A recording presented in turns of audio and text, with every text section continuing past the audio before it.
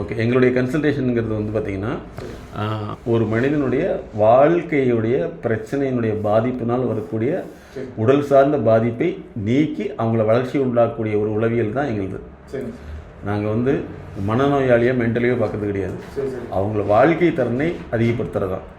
அந்த வாழ்க்கை திறன் குறைபாடும் பொழுது தான் அந்த டிப்ரெஷனாவோ மனசோர்வாவோ அல்லது வந்து அழுத்தமாகவோ. நாங்கள் வந்து அழுத்தம்ங்கிறது என்ன சொல்கிறோம்னா 4 வகையில் ஒரு மனிதனுக்கு அழுத்தம் இருக்கும். ஒன்று கல்வி சார்ந்தது, பொருளாதாரம் சார்ந்தது, அப்புறம் உளவியல் ஆரோக்கியம், சமூகம் சார்ந்தது. இந்த 4 தான் அழுத்தம் ஏற்படும். அந்த அழுத்தத்தை கண்டுக்காம விட்டோம்னா அது என்ன டிஸார்டராக மாறிடும். டிஸார்டர்னா தூக்கமின்மை, அப்புறம் வெறுப்பு, ஆர்வமின்மை, எதுக்கெடுத்தாலும் கோபம், அதுக்கடுத்து தன்னைத்தானே தவறாக நினச்சிக்கிறது, அடுத்தவங்க தப்பாக நினைப்பாங்கன்னு நினைக்கிறது. இது வந்து டிஸார்டர். இந்த டிஸார்டரையும் நம்ம விட்டுட்டோம்னா அதுதான் டிசீஸாக மாறிடுச்சுனா தான் அது சர்க்கரை வியாதியோ, பிளட் ப்ரெஷராகவோ, தலைவலியாவோ, கிட்னி ப்ராப்ளமாகவோ, கல்லீரல் ப்ராப்ளமோ, குடல் சார்ந்த ப்ராப்ளமோ மாறிடும். இதை மாற்றுறது தான் முக்கியம். லவ் ரெசிலியன்ஸ் தெரப்பினா அதான் லவ் ரெசிலியன்ஸ் தெரப்பிங்கிறது வந்து காதல் வாழ்க்கையில் வந்து பாதிக்கப்பட்டவர்கள் மீண்டு வருவதற்கான ஒரு உளவியல் சிகிச்சை. சரிங்களா? இந்த காதல் பாதிப்பு வந்துருச்சுன்னா என்ன ஆகும்னா, நம்ம வந்து வாழ்க்கையில் ஒரு பெரும்பகுதியை இவர்களுக்காக ஏமாந்துட்டோம், இவங்க வந்து நம்மளை வந்து அவங்களுடைய சுயநலத்துக்கு பயன்படுத்திட்டாங்க, இனிமேல் வந்து வரக்கூடியவங்களும் இப்படித்தான் இருப்பாங்க, அதனால் இந்த பெண் அப்படிங்கிற இயல்பே வேண்டான்னு ஆணுக்கு தோணும்.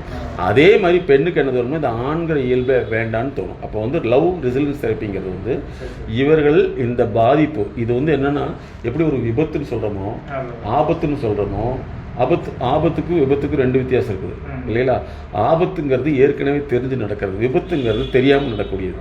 அப்போ இந்த 2 விஷயத்தில் வந்து பாதிப்பு ஏற்படும். கல்யாணங்கிற விஷயமா இருக்கட்டும் அல்லது காதல்ங்கிற விஷயமா இருக்கட்டும்.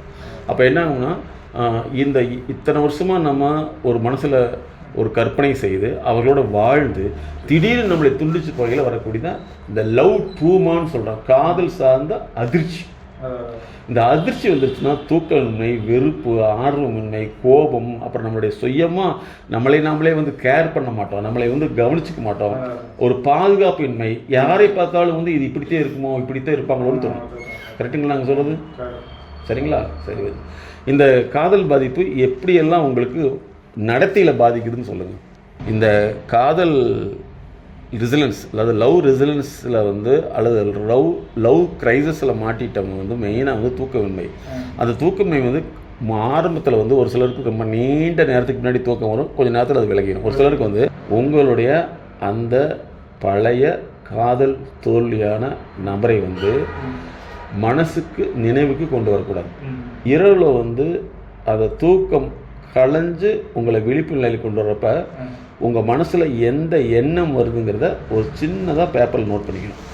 ஆனால் நம்முடைய மனசில் என்ன வரும்னா, ஒரு சிந்தனை வந்து தொடர்ந்து பின்னி வளைப்பு நல்லாட்டு போயிட்டே இருக்கும்.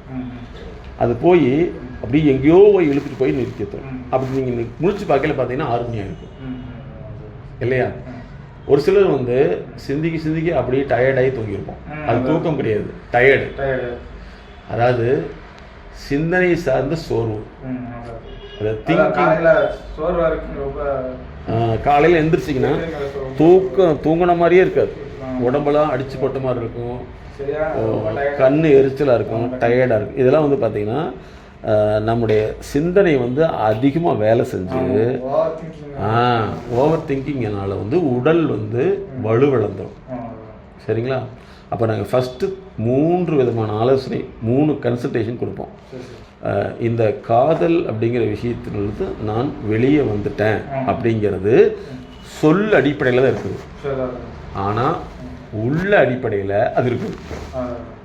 நீங்கள் போன இடம், பார்த்த இடம், பேசின இடம், பேசின வார்த்தைகள், பேசின சிந்தனைகள், எதிர்காலத்து பற்றிய பேச்சுக்கள் எல்லாமே உங்கள் மனசில் அது பதிவாக இருக்கும். அந்த பதிவு இல்லாதனால வந்து அது ஒன்று கிராஷ் ஆகி ஒட்டுமொத்த இதுவும் டேமேஜ் பண்ணிடும். காதலை மறைச்சு பயன்படுத்தக்கூடிய பெண் கல்யாணத்தை மறைச்சு உங்ககிட்ட பயன்படுத்த மாட்டாங்கன்னு என்ன உறுதி?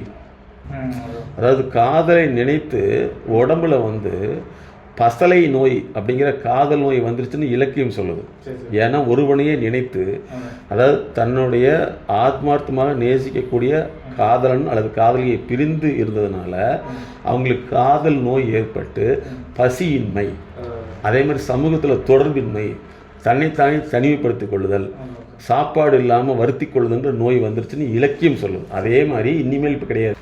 உங்களுடைய வாழ்க்கையில் ஏற்பட்ட ஒட்டுமொத்த பாதிப்பு, பதிவு, அறிவு, ஏமாற்றம், இதனுடைய ஒட்டுமொத்த ஒரு கூட்டுத்தொகை தொகுப்பு தான் ஒரு தனி மனிதன்.